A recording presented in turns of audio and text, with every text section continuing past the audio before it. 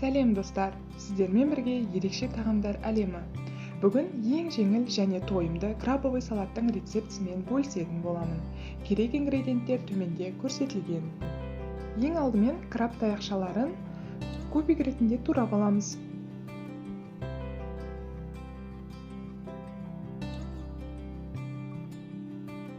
Содан соң қиярды дәл сондай мөлшерде турап аламыз.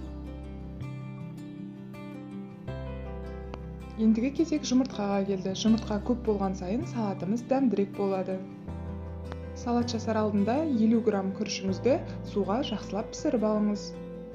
Ендеше барлық туралған ингредиенттерімізді бір табаққа салып, жинақтаймыз. Каналыма тіркелуді ұмытпаңыздар. Алдағы уақытта өте оңай рецепттермен бөлісетін боламын. Осылайша күрішімізді салып, татымына қарай тұзымызды салып, және майонезімізбен араластыратын боламыз. Мен саратовский майонезді пайдаландым.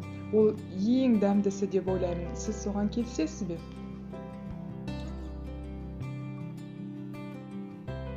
Мінекей, осылайша бәрін бір табаға жинақтап, содан соң жақсылап араластырамыз.